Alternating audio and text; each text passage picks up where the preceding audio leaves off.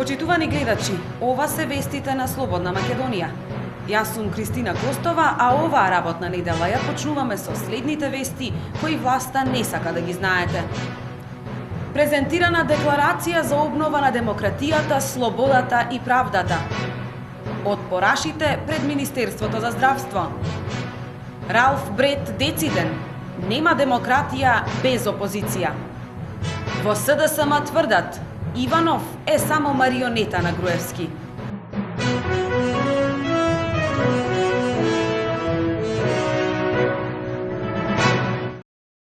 Во преполната спортска сала во Куманово, пред илјадници членови и симпатизери, Сојузот на еднината ја одржа својата конвенција од која повика на масовен бојкот на предстојните локални избори. Пред присутните беше представена декларацијата за обнова на демократијата, слободата и правдата, во која се преточени принципите на отпорот и заложбите на здружената опозиција. Во еуфорична и наелектризирана атмосфера, пред граѓаните прво се обрати градоначалникот на Куманово Зоран Дамјановски Циц, кој побара поддршка во борбата за враќање на демократијата. Сега е време кога треба сите цврсто да застанеме да ја браниме Република Македонија, да ја браниме основното човечко право, тоа е слободата.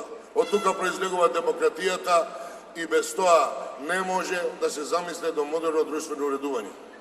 Од ова место сакам да истакнам задоволство што сум дел од сите вас што се борите за слободна, независна, просперитетна Република Македонија.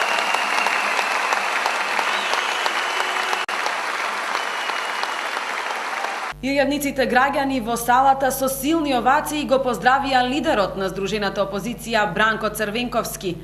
Тој пред собраните ги зацврсти позициите на Сојузот за еднината и истакна дека бојкотот на изборите е единствениот начин да се делегитимира овој тоталитарен режим.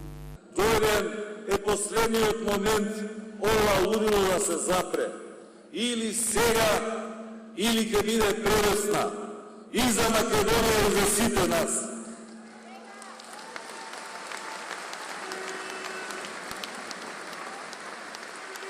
Ако сме искрени во она што го говориме, ако навистина Македонија ни лежи на срце, повеќе од колку било кој личен или партиски интерес, тогаш наша должност и обврска е да направиме се, буквално се што можеме, овие погубни политики час поскоро да бидат поразени и оваа земја да се врати на вистинскиот, на нормалниот колосек.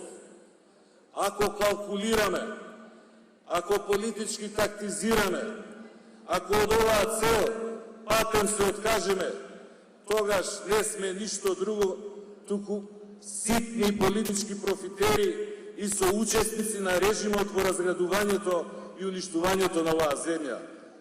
Затоа и заради ништо друго, бараме и инсистираме да се одржат предвремени парламентарни избори. Во декларацијата на здружената опозиција се вели дека напорите за враќање на земјата на вистинскиот демократски европски колосек треба да станат врвен приоритет за секој граѓанин на Македонија. Одржувањето на избори на кои учествува само актуелната власт и лажните опозиционери се нелегитимни, а кога ќе се одржат предвремени парламентарни избори и опозицијата ќе дојде на власт, ќе се направи ревизија и ќе се поништат резултатите од нелегитимните локални избори, се вели во декларацијата. Отпорот против режимската власт продолжува. Денес поддржувачите на отпорот протестираа пред Министерството за здравство, институција која е символ на владењето на тоталитарниот систем на Груевски. Пред насобраните отпораши своје обраќање имаше секретарот на Социјалдемократскиот сојуз на Македонија Андреј Петров. Ова министерство ќе остане запаметено по тоа што забрани штрајк и овој министер на лекарите. Тоа е нешто што за прв пат се случува во Македонија. Исто така, имаме ситуација во која за прв пат во Македонија беше формиран контрасиндикат, паралелен синдикат на постоечкиот синдикат само за да ги дискредитира сите облици на отпор спрема овој недемократски систем кој е поставен во Македонија. И пазете, тоа не беше доволно. Беше организирано нешто што за прв пат во светот е видено, контрапротести на кои учествуваат директори и раководители кои протестираа, пазете, против собствените вработени. Такво нешто е незапаметено во историјата. Не можам да замислам демократија без мнозинството од опозицијата да биде активно и да има своји представници на локално и национално ниво, рече шефот на мисијата на ОПСЕ во Македонија Ралф Брет во интервју за Радио Слободна Европа. Според Брет, без разлика колку добро ќе бидат спроведени локалните избори, доколку се случи бойкот, изборот на гласачите ќе биде ограничен и компетитивноста на изборите ќе биде под знак прашалник. Тој истакна и дека отсуството на опозицијата на локално и национално ниво ќе има негативен ефект и ќе влијае врз имиџот на државата како функционална демократија. Ова треба да се одбегне, а при тоа политичарите имаат клучна одговорност, вели Брет. Зборувајќи за состојбата со медиумите во Македонија, Брет рече дека во ОПСЕ се запознаени со поплаките на новинарите за засилени притисоци, но дека е потребно тие да покажат поголема солидарност и единство наместо политизација, особено кога се работи за перцепција на нивната улога во општеството.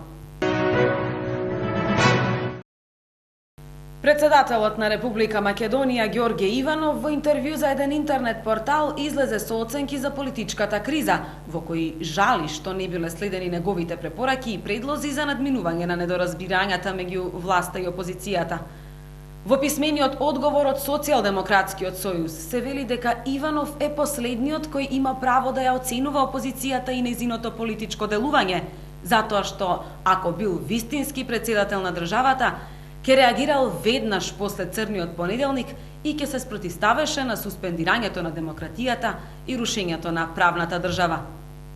Од Социјалдемократскиот сојуз на Македонија потенцираат дека Сојузот за еднината ја покажал својата конструктивност и обид преку политички диалог да се надмине кризата што ја создаде власта.